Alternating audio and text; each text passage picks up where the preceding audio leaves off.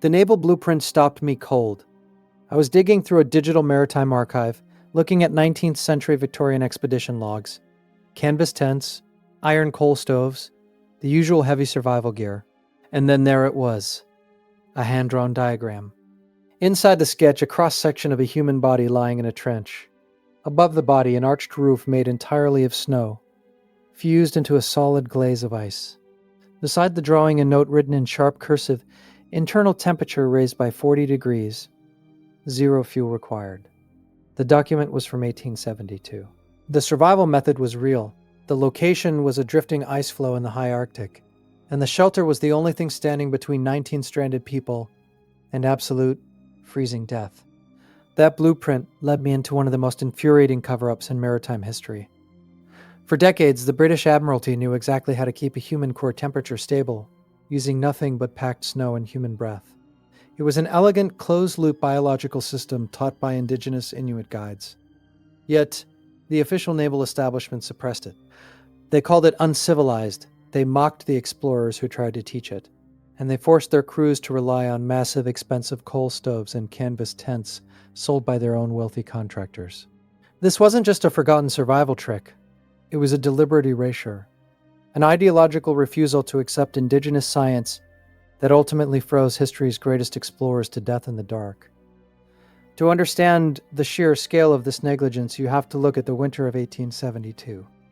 During the doomed Polaris expedition, 19 people, including women and children, were stranded on a drifting mess of ice in the high Arctic.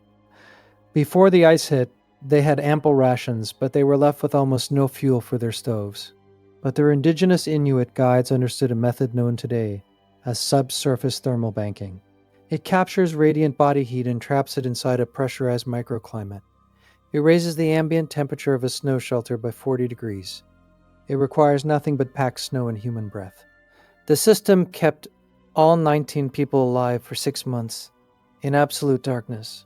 But back in London, the official British naval establishment refused to accept this. Textbooks of the era claimed survival without heavy iron stoves and massive canvas tents was impossible. When legendary explorers like Dr. John Ray brought back detailed logs and blueprints of this survival method, the Admiralty dismissed it. This was not primitive. It was elegant biological engineering. But here is where it gets worse. This deliberate ignorance by the authorities would soon cost the lives of an entire generation of sailors. The closed-loop chain begins with the elements. Packed snow blocks the fatal wind. Blocked wind stabilizes the ambient air. Stabilized air retains metabolic heat. Retained heat melts the inner snow wall. The melted wall instantly refreezes into a solid glaze of ice. This solid glaze creates an impenetrable thermal shield. Arctic explorers documented these exact thermal equations and structural diagrams. But the Victorian Admiralty buried their reports. They sealed the mindset of the Navy under the guise of civilized exploration. The timeline cascade reveals a deadly arrogance. In 1854, the establishment smeared the reports of indigenous survival methods. By the late 1800s, the method was entirely excluded from official naval manuals. In 1912, this arrogance reached its fatal climax. Captain Robert Falcon Scott and his men froze to death in the Antarctic, huddled in uninsulated canvas tents, completely ignorant of the thermal banking system that could have saved them. The system works through a strict compound benefit stack. The airtight glaze traps moisture.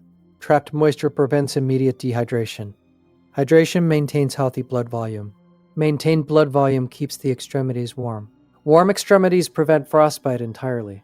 The actionable detail block is precise and unforgiving. The shelter must be roughly 6 feet long and 3 feet high. The entrance tunnel must dip 2 feet below the floor level. This acts as a cold sink, trapping the heavy, lethal cold air at the bottom. The inner walls require a thickness of precisely 14 inches. This achieves maximum thermal reflection back to the body. The roof must be arched at a 30-degree angle.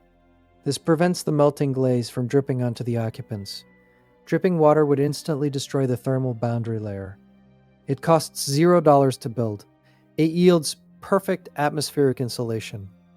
But the authorities did not want independent survival. They demanded reliance on their patented canvas tents. They forced crews to buy heavy, inefficient equipment. This leads to the darkest part of the historical record. Modern thermal research proved the physics of the indigenous snow shelter were flawless. The stranded Polaris crew did not freeze. They survived the brutal winter on a drifting block of ice. Yet, when the Naval Board reviewed similar survival logs over the decades, they did nothing. No funding was offered to study the method. No updated training was provided for future sailors, because self-reliance threatened the Victorian establishment and the lucrative business of rescue and supply. The Admiralty and its contractors profited immensely from outfitting expeditions. They made fortunes selling massive coal reserves, heavy wool garments, and patented gear that routinely failed. A free system built from snow generated zero revenue. The moral mathematics are undeniable and cruel. The cost of ignorance was hundreds of frozen sailors over the next century. The cost of knowledge was simply listening to the people who actually understood the ice. The real-world obstacle is finding the right building material. This method requires specific dense snow to form the blocks. The specific solution is to agitate loose snow manually. You let it sit for 2 hours to sinter and harden. Only then can you cut the blocks safely. Today, the physics are known, but the philosophy remains absent from many modern mindsets. Modern explorers are still taught to over-rely on synthetic gear that degrades, tears, and ultimately fails in extreme cold. 10 years from now, the power grid may fail during a brutal winter. The unprepared will freeze in their homes. They will wait for a rescue that is not coming. The prepared will understand how to manipulate their environment. They will trap their own metabolic heat to stay alive. You will feel the sharp, biting cold outside, but the air inside your shelter will remain perfectly still. Sovereignty. Not the loud kind, the quiet kind that comes from knowing how to survive. It comes when the systems of the world completely collapse. It all goes back to the absolute zero of the high Arctic. The knowledge was never lost. It was only waiting to be found.